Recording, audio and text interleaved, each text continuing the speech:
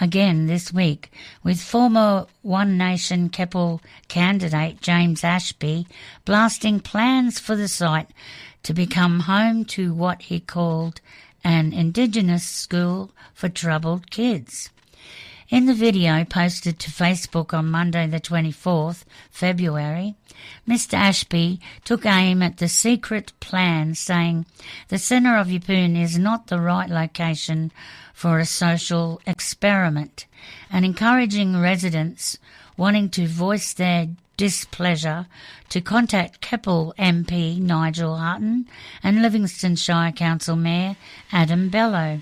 The site of 26 Tabone Street is owned and operated by CQ University, with the spokesperson confirming the university is in discussion with Nulla Badi Nagidi Bay Academy, an independent Indigenous school, regarding the potential purchases of the site. Mr Ashby said the former TAFE site next to Yeppoon State High School was the wrong location for the school for disengaged youth. I have no objection to what they're trying to do. It's where they're trying to do it, he said. He said he was also concerned about the lack of consultation with the public about the sale. The university should have opened it up to an open tender process when selling the site, he said. I know there have been other organisations who dearly wanted space down here on the coast. The CQ University spokesperson said the discussions with Nulla Badi Nagodi Bay Academy followed their successful participation in an expression of interest process open to interested education providers. However, no formal agreements have been reached at this stage, he said. A government covenant on the land requires the site to be used for education purposes, and CQ University believes a facility like this would create valuable education opportunities for young people who may be seeking an alternative to mainstream schooling, offering pathways into study and future employment. A spokesperson for Livingston Shire Council said, as a sale of the property, it is confidential matter. The council was unable to comment further on this aspect. Mr Ashby suggested North Keppel Island, Konomi, which already had an educational facility, would be more appropriate location for the Nulla Bada Nagdi Bay Academy School. He added the location near Yeppoon State School also opened itself up for rivalry between schools. Nulla Badi Nagdi Bay Academy has been active in responding to Mr Ashby's comments on Facebook and said the academy has been open and transparent around the prospect of offering a new independent school within our region.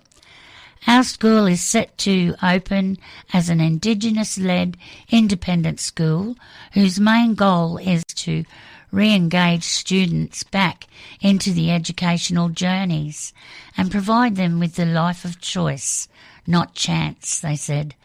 We have spent years designing a dual curriculum, working closely with the community and listening to fellow educators as a way of moving forward.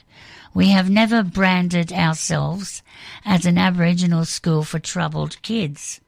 Disengaged young people are not innately criminal. Student disengagement takes many forms, such as not being able to participate in current curriculum offerings, non-attendance, family situations, a lack of support mechanisms, and aspects of bullying. We strive to address many of these issues and engage both Indigenous and non-Indigenous students back into the way of learning that it is more suited to them.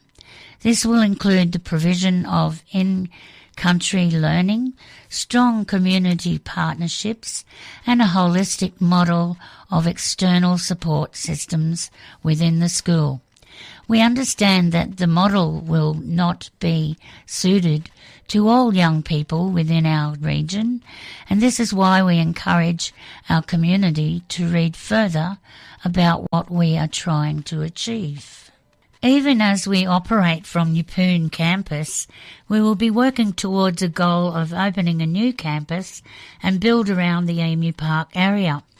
Keppel MP Nigel Hutton hit back at Mr Ashby's claims, saying he was upsetting community members needlessly and misrepresenting the intent of one proponent for Yeppoon TAFE site. The misrepresentation of the CQID, Central Queensland Indigenous Development proposal, should concern our community and highlights the real risk of misinformation in an age of digital publication, he said. The proposal was never a reset facility for troubled teens, noting reset facilities are necessary if we are going to change the youth crime crisis. A decade of the former government's mismanagement has had our community's safety. This proposal, however, is an alternative school for our local youth from our community who may thrive in smaller classes and doing more physical activities. The school proposal is to provide youth from our schools with an alternative model of learning with provision for more hands-on learning experiences, more practical life skills and holistic wrap around services that prepares them for the world. Mr Hutton said, just as we aren't all born to be on TV, not all learners learn best in a classroom. This proposal provides another option and ensures more of your younger people stay engaged in learning, he said. Central Queensland Indigenous Development, CQID, has long had a vision to provide an independent school for our community with an Indigenous foundation, i.e. as an alternative to learning Japanese. Students will learn the local Indigenous language, Duramble. As locals will know, historically our community, led in this space, has proudly been home to 2 alternate schools in the past 20 years, each in the Yeppoon CBD. Each met the needs of the generation and ensured more of our youth had the chance to finish school and go on to life of a choice, not chance. Regardless of what future the expanded consultation with stakeholders and community determines, we should not fear being a town that embraces our young, supports their education and works towards a brighter future for us all. Advocacy trip is